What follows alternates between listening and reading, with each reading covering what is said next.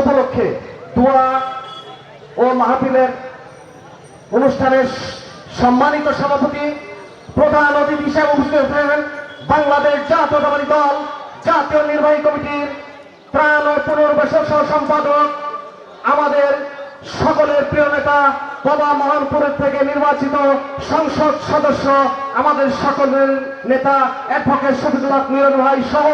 সকল পর্যায়ের নেতৃবৃন্দ সবাইকে জানাই আমার সংগঠন বাংলাদেশ জাতীয়তাবাদী কৃষক দল রাজশাহী জেলা শাখা উপমহানগরের পক্ষ থেকে সংগ্রামী সালাম ও শুভেচ্ছা। সংগ্রামী সাথী বন্ধুগণ, যার কথা না বললে নয়, 1971 সালের 25শে মার্চ কাল রাত্রিতে যেদিন এদেশের মানুষের নিরস্ত্র মানুষের উপর পাক হানাদার বাহিনী ঝাঁপিয়ে পড়েছিল, এদেশের মানুষ যখন অসহায় পড়েছিল,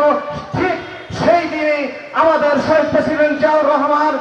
সেই চট্টগ্রামের কালুরঘাট বেতার কেন্দ্র থেকে স্বাধীনতার ডাক দিয়ে তিনি বিভিন্ন সেক্টরে যুদ্ধ করে এদেশের সাধারণ মানুষ সবাই যুদ্ধ করে এদেশের স্বাধীনতা সার্বভৌমত্ব রক্ষা করেছি। তাই এই সময়ে আমাদের সেই স্বাধীনতা সার্বভৌমত্ব রক্ষা করতে হলে, মা মাটি মানুষকে রক্ষা করতে হবে, তারেক রহমানের হাতকে শক্তিশালী করতে হবে, মিলন ভাইয়ের হাতকে শক্তিশালী করতে হবে, আমাদের নির্বাচন ওয়াদা